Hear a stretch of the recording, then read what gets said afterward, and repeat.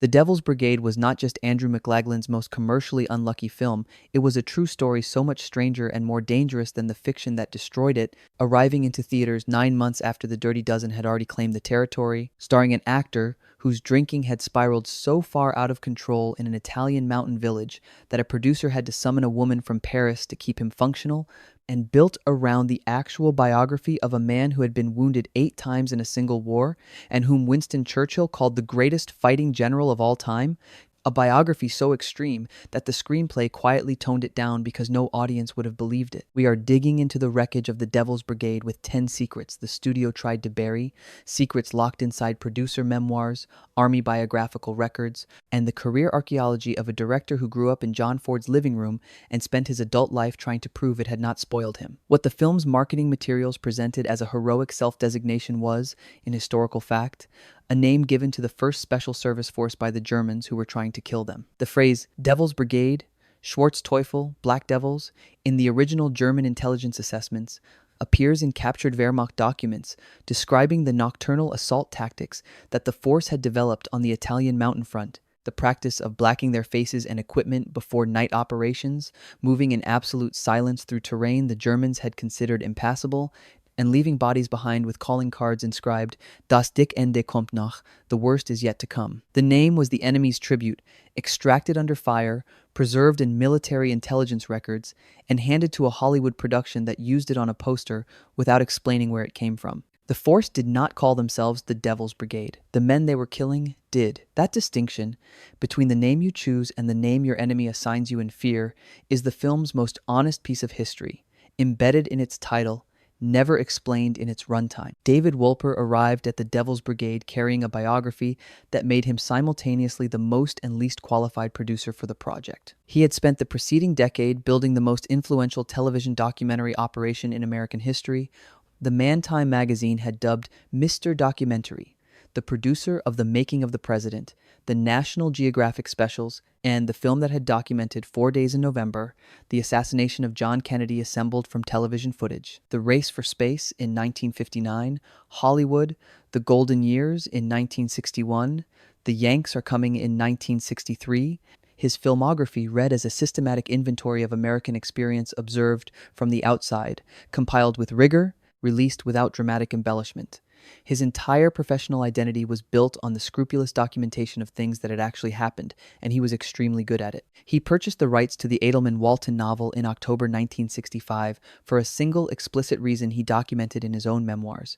He did not want to be typed as a serious documentary filmmaker. The man whose career was predicated on the authority of the real bought the rights to a true story specifically because he wanted to make it into something sufficiently fictional to count as feature film entertainment. This is a stranger impulse than it first appears. Wolper did not want to abandon documentary truth. He was constitutionally incapable of that. What he wanted was to surround that truth with enough dramatic architecture to make it commercially viable, to take the things that had actually happened and dress them in the conventions that would allow an audience accustomed to fiction to receive them. The tension between those two impulses, the documentary instinct toward the actual and the commercial instinct toward the dramatic, runs through every scene of the Devil's Brigade like a fault line. The film that resulted was too truthful to be great entertainment and too dramatically enhanced to be great history.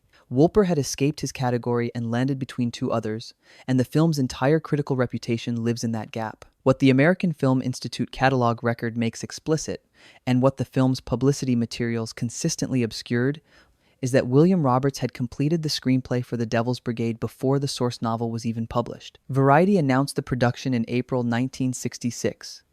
The Edelman Walton book was published later that year. Roberts had been working from early manuscripts and the author's research materials, constructing a narrative architecture that Wolper then presented to United Artists as a finished screenplay adapted from an as-yet unpublished book. The production sequence matters because it inverts the normal relationship between source material and adaptation. The film did not respond to the novel's reception, did not absorb the public's engagement with the historical events, did not benefit from the cultural conversation the book's publication might have generated. It arrived at United Artists as a complete creative package before anyone outside the immediate production circle had had the opportunity to read the story it was telling. The resulting film reflects this inversion.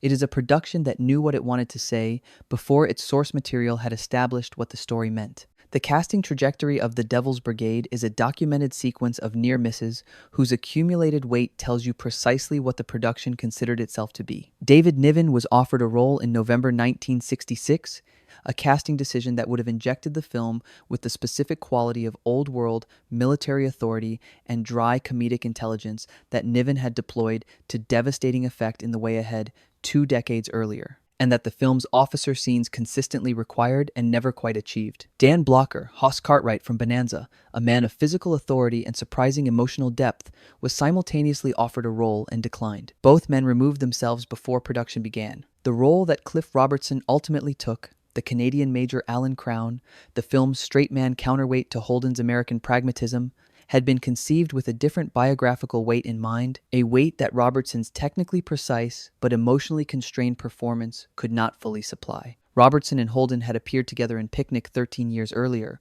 Wolper cast the reunion as though familiarity between actors would substitute for the chemistry between characters. The film's central relationship never catches fire. Both the fire that Niven might have brought and the warmth that Blocker might have generated were absent from the first day of principal photography, and the film runs on technical proficiency rather than human heat for the entirety of its 2-hour running time. William Holden's biography during the production of The Devil's Brigade is documented in Bob Thomas's authorized biography Golden Boy with a precision that makes it the film's most painful subtext. In Utah, during the Camp Williams training sequences, Holden was cooperative and disciplined, drinking wine but functional, present, delivering the quality of work that his reputation demanded. In Italy, in the mountain village of Sant'Elia Fiume Rapido, something changed. The drinking escalated past the threshold that the production could absorb. Wolper, in his own memoirs, documented calling on the assistance of a woman in Paris, described in every account as someone who had dealt with Holden before, whose specific identity and specific relationship to the actor remains deliberately obscured in every published record, who came to Italy and helped him finish the film on schedule. What that intervention consisted of is not described. What it produced was the completion of the Italian sequences and a performance whose visible disconnection from the film's action, what contemporary reviewers called Holden's apparent disengagement, was not creative detachment, but private crisis. The quietness that critics attributed to the character's stoicism was, in several scenes, simply the stillness of a man who was not entirely present. Holden would survive The Devil's Brigade and several more productions before dying alone in his Santa Monica apartment in 1981, having struck his head on a table edge during a fall, the autopsy attributed to intoxication. The drinking that the Paris woman had managed in Italy had not been resolved. It had been postponed. The biographical reality of Robert Frederick, the actual lieutenant colonel, on whose career the film's protagonist is based, who served as special consultant on the production and whose name appears in the credits in that capacity, is so much more extreme than anything. William Roberts' screenplay depicts that the gap between the history and the film constitutes its own kind of argument. Frederick enlisted in the California National Guard at 14, falsifying his age to join a cavalry unit. He graduated from West Point. He was a War Department desk officer with no combat or field command experience when he was assigned to raise the 1st Special Service Force in 1942. By the war's end, he had received 8 Purple Hearts, wounded 8 separate times in combat, including twice on the same day at Anzio, 2 Distinguished Service Crosses, a Silver Star, and the Legion of Merit. Churchill, informed by Eisenhower that Frederick's men had taken Monte la Defensa, declared him the greatest fighting general of all time, and added that if the Allies had had a dozen more like him, they would have broken Hitler in 1942. Frederick was 37 years old when he became a major general, one of the youngest divisional commanders in the European theater. He personally led his men into combat at every level, conducting frontline reconnaissance that exposed him to fire. No general in that war had any institutional reason to absorb, which is the precise reason for the 8 Purple Hearts, each one representing a wound sustained not from the proximity of command, but from the proximity of the enemy. Military historians have since described him as perhaps the last American general to genuinely fight alongside his men rather than commanding them from behind. The film depicts this quality in general terms. It cannot depict it specifically because the specific incidents, wounded twice in a single day at Anzio, parachuting into the invasion of southern France despite prior leg wounds that any medical board would have grounded him for, earning his 8th Purple Heart in that jump, are the kind of biographical facts that a screenplay presents to its director, and its director presents to its studio, and its studio presents to its legal department, and someone in that chain concludes that audiences will not accept them as fiction. Frederick died in 1970, 2 years after the film was released. He found it entertaining and historically inaccurate. He was the gentlest possible critic of a production that had softened his life because his life was too extreme to dramatize. The production timeline of The Devil's Brigade contains a biographical irony that no film history has placed in its proper context. Wolper had purchased the rights to the bridge at Remagen in 1965, the Kenneth Heckler account of the Ludendorff Bridge capture in March 1945, as the first production in a six-picture deal with United Artists. The Bridge at Remagen was to be his flagship feature. Script development delayed it. William Roberts, Rod Serling, Richard Yates, and Theodore Strauss all worked on the adaptation in succession without producing a shootable screenplay. Those delays meant that The Devil's Brigade, purchased as a secondary project, developed faster, cast and crewed more quickly, became Wolper's first feature by default rather than by design. The film that was supposed to announce his arrival as a feature producer had to wait. The film that announced him instead was the one nobody had intended to make first. The Bridge at Remagen was eventually filmed in Czechoslovakia in 1968 and released in 1969. It holds a 20% on Rotten Tomatoes. The film that was made because the intended film was not ready turned out to be the better film. Wolper's career is bracketed by that irony, and he never publicly acknowledged it. The most consequential fact about The Devil's Brigade's commercial reception is a calendar date. June 15, 1967. That is the American release date of The Dirty Dozen, the Robert Aldrich ensemble war film that grossed $45 million in its domestic run, became the highest-grossing film of 1967, and established the Misfit Commando formation picture as the dominant genre of late 1960s war cinema. The Devil's Brigade began principal photography on April 15, 1967, 2 months before The Dirty Dozen opened, at a point when no one on the production could have known precisely how completely Aldrich's film would claim the territory. The two films share structural deoxyribonucleic acid at the level of premise, a collection of misfits and disciplinary problems assembled under an authority figure who sees potential that the institution has written off, trained and forged into a unit, deployed on a mission that the establishment believes impossible. The Dirty Dozen invented this formula for popular culture. The Devil's Brigade is the film that the formula was actually based on, the historical event that preceded both films by 25 years, whose documentation Adelman and Walton had spent years assembling, whose actual participants were still alive and available for consultation. The fiction arrived first and claimed the formula as its own.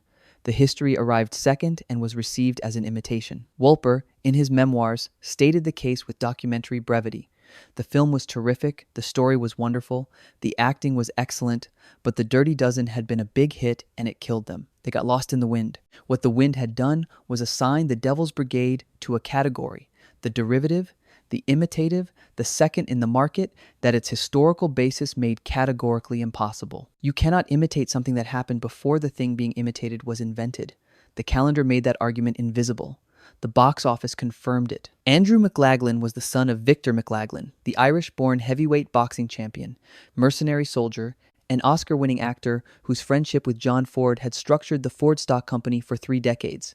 Andrew had grown up on Ford's sets, watching his father perform in The Informer, in the Cavalry trilogy, in The Quiet Man, absorbing by proximity the grammar of a director whose economy, authority, and instinct for the democratic ensemble had no equal in American cinema. Ford himself had given Andrew his first significant industry position, assistant director on The Quiet Man in 1952, where McLaglen effectively served as working first assistant director for the production, learning under the most demanding conditions Ford's working method offered: economical shooting, no second chances, unpredictable personality, complete formal control. The apprenticeship produced a director who understood how to move a camera, how to manage an ensemble, how to build the kind of large-scale physical sequence that the Devil's Brigade's training and combat sections required. He had directed 116 episodes of Have Gun, Will Travel, 96 episodes of Gunsmoke, and a string of commercial westerns with James Stewart and John Wayne before the Devil's Brigade, a volume of work that demonstrated technical fluency and professional reliability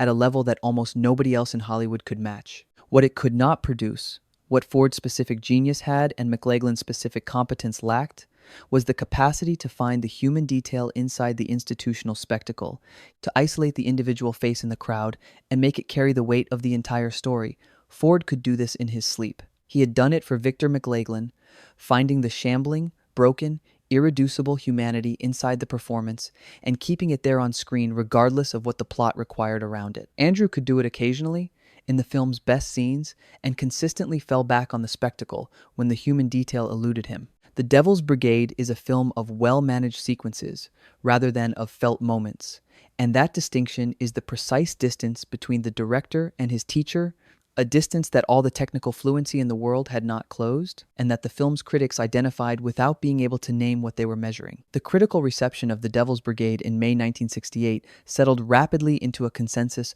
so precisely calibrated to the wrong standard that it reads, 50 years later, as a document of critical habit rather than critical judgment. The New York Times reviewer found it a competent but derivative war film, which was accurate about the competence, wrong about the derivation, and entirely blind to the irony that the film being called derivative was the one based on historical fact. The Hollywood Reporter praised the cinematography and the ensemble, while noting that the film inevitably suffered in comparison to The Dirty Dozen, a comparison that the review itself identified as unfair and then proceeded to make anyway. What no review adequately addressed was the fundamental absurdity of the critical situation. Historically documented commando operation involving documented men doing documented things on documented terrain was being judged as a lesser version of a fictional commando operation involving invented men doing invented things on studio-constructed terrain.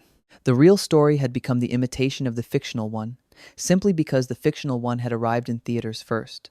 The critics reviewed the film they had already seen. They were not equipped to review the history underneath it. The half-century since The Devil's Brigade's release has produced no critical rehabilitation of the kind that retrospective reassessment occasionally delivers to misunderstood films. What it has produced, instead, is something more durable.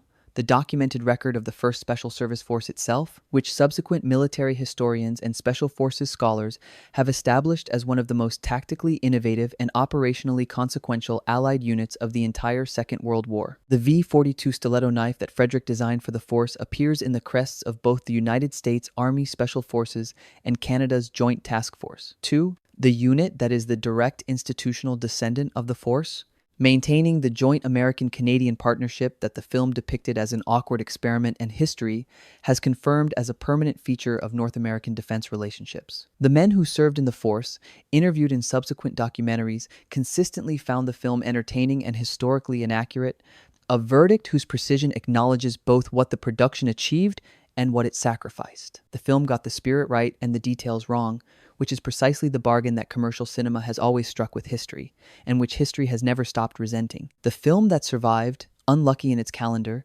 constrained by its producer's documentary instincts, burdened by its star's private war, made by a director who had learned everything from a teacher he could not equal, built around a historical figure too extreme for commercial drama to contain, is imperfect in the specific way that honest productions are imperfect. It is limited by what it actually had available, rather than by what it failed to imagine. McLaglen managed his ensemble with the authority his apprenticeship had given him. Holden delivered the quietness that his crisis demanded, and it reads as Frederick's characteristic restraint more convincingly than a more controlled performance might have done. And the film's central argument, that the combination of Canadian discipline and American improvisational energy produces something neither national tradition could generate alone, is delivered with enough clarity and enough specific human texture to constitute a genuine tribute to the men it depicts, even when the tribute is historically approximate. But here's the question that The Devil's Brigade leaves embedded in that final assault on Monte la Defensa, in those men climbing in darkness up a mountain the Germans had decided could not be climbed.